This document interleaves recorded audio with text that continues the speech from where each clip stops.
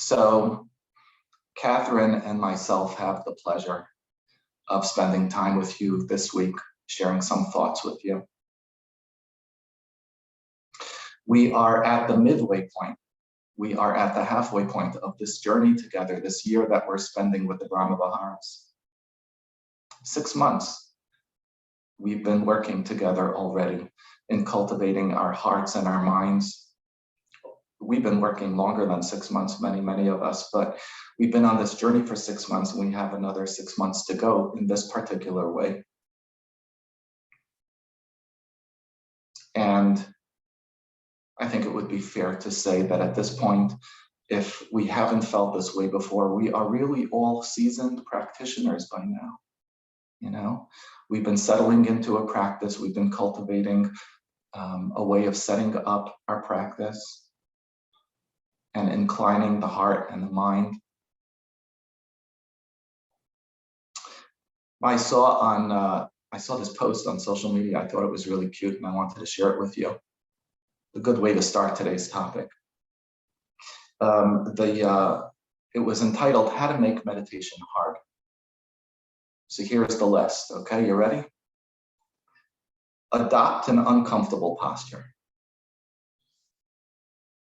Try to remain perfectly still. Meditate for longer than you want or need to. Demand that your mind go blank.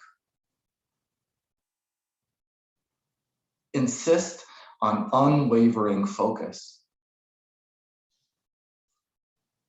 Expect perfect peace, calm, and quiet. Believe that there's a right way to meditate. And I know that this is, we will all find this humorous because we've been doing this practice long enough to know that these are not skillful and supportive ways of setting up our practice. And yet the reality is that it is easy for us to still fall into some way, shape, or form of doing exactly what this list says to do if we want to make meditation hard.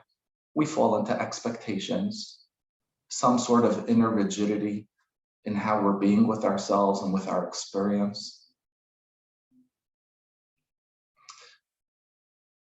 It's at topics like we're going to speak about this week that I feel Bill and Susan's presence most significantly.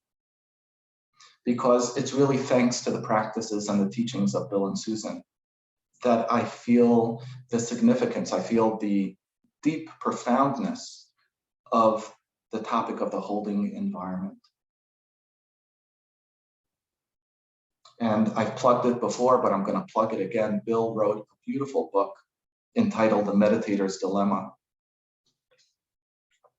Very readable, not such a big book, packed with gold. In his book, he describes spending years in his own meditation practice. And, we all have goals in our practice. We all have aspirations, right? We're not sitting down to practice to do nothing and to get nowhere. He talked about spending years in practice and still struggling with these very same sort of inner rigidities and complications that I was just sharing. And he talked about when he started encountering the compassion practices, the loving kindness practices, thinking to himself, wow, this is the one thing that will be the solution. This will be the fix. I'm just going to practice these Brahma Vihara practices, and my heart is going to get tenderized in this way, and I won't struggle this way anymore. He shares about one student coming back from retreat and sharing with him how they were practicing in this way. May I be happy, may I be healthy, may I be safe, right? These traditional practices. And struggling with, why am I not feeling warmth? Why is this not generating the warmth that it's supposed to? Bill himself recognized for his own practice, as I was saying, that this is not so simple. Until one day, he was working with a family member who was a pilot, and he was showing him around on a plane. And he showed him the cockpit full of the instrument panel. And as Bill was looking at it, his relative said, "It's not so simple, this business of taking off. It's not a matter of pushing one button or one pedal. It requires going through an extensive checklist in a particular sequence." And Bill says, wow, it hit him, this realization. I got to stop looking for this one specific exercise or practice that's just going to be the answer. And I need to set up conditions, and I need to do it in a particular way. They need to be layered. They need to build on one another. When Bill and Susan talk about ground, breathe, calm, settle, soothe, there's tremendous wisdom in those words and in the particular sequencing of those words. Yeah. So Bill and Susan have identified specific characteristics, specific ingredients that go into what we call this holding environment, this inner holding environment, this space within us that enables us to have a posture of practice, both physically and internally, that allows for sustainability and for growth and progress. These relaxation and ease, right? We can get tight and we can get rigid, or we can cultivate relaxation and ease.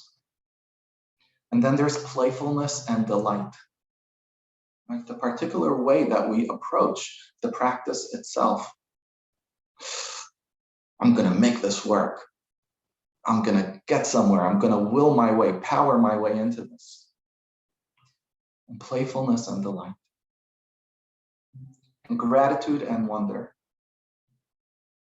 And warmth and tenderness.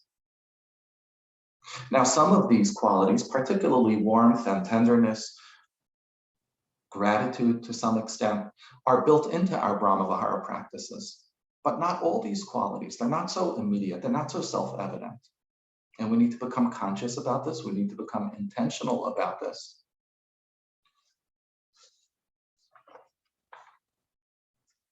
So I was thinking a lot this week in preparing this talk, particularly about play, playfulness and delight. You know, we've talked in the past about dukkha, and we've talked about sukha. Sukha being sort of the opposite end of our experience, where we can experience the sweetness, the joys, the brightness of experience.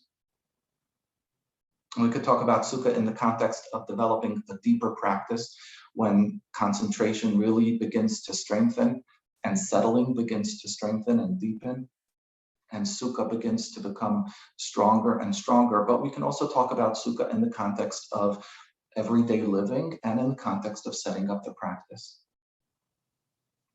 And I think playfulness is a really key ingredient. So let's talk a little bit about play. What is play? Kids don't need to be taught what is play. They just do it. But we can forget.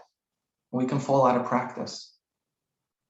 In my psychotherapy practice, I love asking that question. When's the last time you engaged in play? And seeing how people approach that question.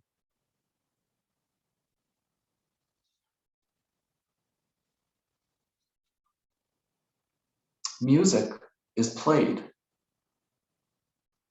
You know, a cook who enjoys cooking plays with flavors.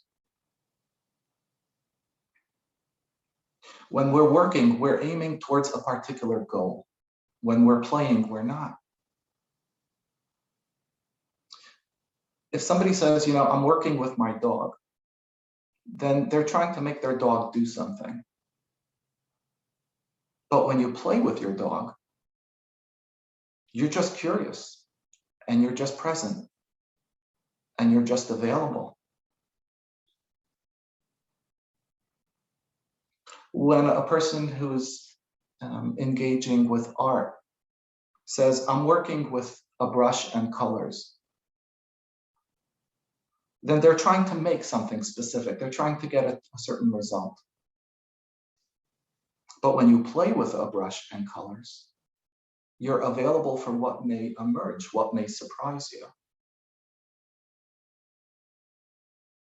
And this surprise is the natural outgrowth and experience of play. It's what makes play come alive.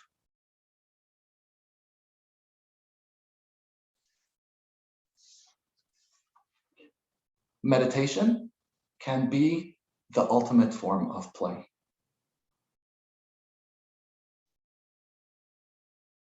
We can give our attention to this thing that we call experience, regardless of what it is, anything and everything that shows up.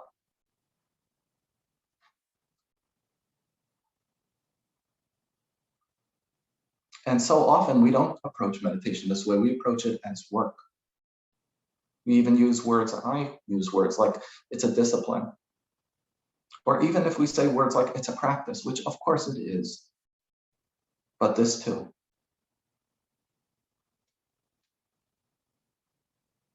So when we approach it as play, we give it our full attention.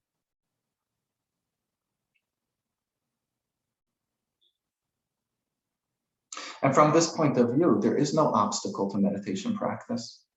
Everything that arises in our experience is something that we can approach with interest and curiosity, become available to have a discovery, a noticing. There's no need to push away or encourage or discourage any particular thoughts or sensations or experiences. You know that famous quote from Walt Whitman, happiness, not in another place, but this place, right? Not for another hour, but this hour, right here, right now. What's arising, what's available for joy and for delight, for curiosity, for discovery. These are the words that are supportive in cultivating and strengthening an inner holding environment. Thich Nhat Hanh talks a lot about smiles and smiling. Thich Nhat Hanh says, sometimes your joy is the source of your smile, and sometimes your smile is the source of your joy. Ajahn Brahm, I love his stories. So he has this story about being on retreat, and his meditation teacher calls him over one day and says to him, what do you do in the morning? What's your routine when you wake up? He says, well, I open my eyes and I get out of bed and I go to the bathroom. And he says, when do you smile? He says, what do you mean, when do I smile? The last thing in the world, when I look at the mirror and I see myself in the mirror, I don't feel like smiling. That's not my smile moment.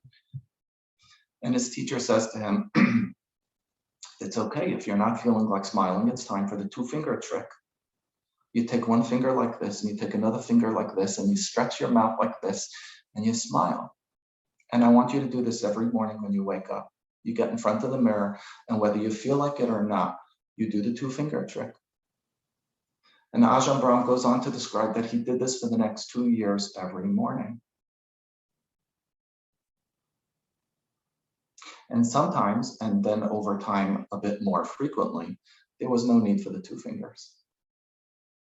Right? So we can actually cultivate this intentionally, artificially from the outside in, and just like it can emerge from the inside out. Thich Nhat Hanh says, when I see someone smile, I know immediately that he or she is dwelling in awareness. Now that's really profound, because a real smile is impossible to make unless we're right here, right now. We can do a fake smile and not be right here, right now, but not a real smile. When I see someone smiling, I know that they're dwelling, I know immediately that they're dwelling in awareness. When I heard that, I was like, wow, that's another way of approaching understanding this, the process of a smile. And yet smiling isn't always so simple and isn't always so easy. Meditation teacher Oren J. Sofer writes about the challenge of smiling when you're acutely aware of the pain and the challenge in this world. You know, this phrase that we use, this world on fire. And I relate to that. Some people by disposition are just very bubbly, cheerful, always smiling. I had a roommate like that in college. Always smiling for no damn reason. That's not me. You know, I need a good reason for a smile. And so he talks about that, and the challenge of smiling when we're acutely aware of pain and challenge. And he says that the way he approaches this is that a smile doesn't exclude pain and challenge. A genuine smile includes. A genuine smile is the process of turning our heart toward experience and not turning away.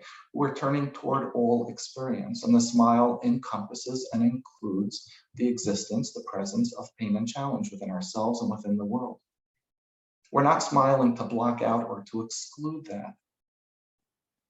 That's really helpful.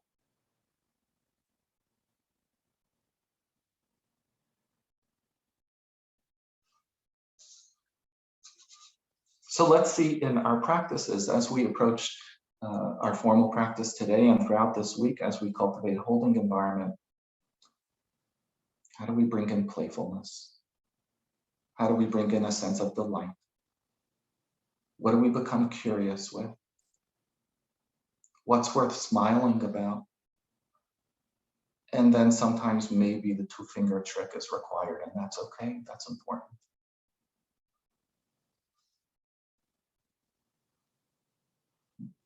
In his book, Bill says, he shares an entry that he wrote in his journal when he was on retreat. I want to share it with you. He writes, mindfulness takes practice in the way that love takes practice. In the way that enjoying a sunset takes practice.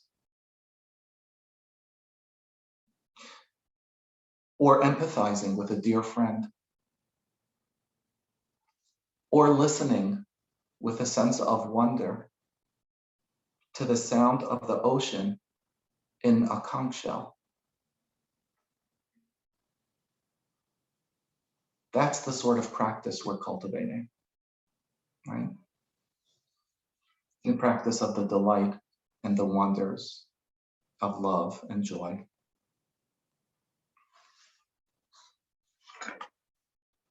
So I'll just end by sharing this poem with you.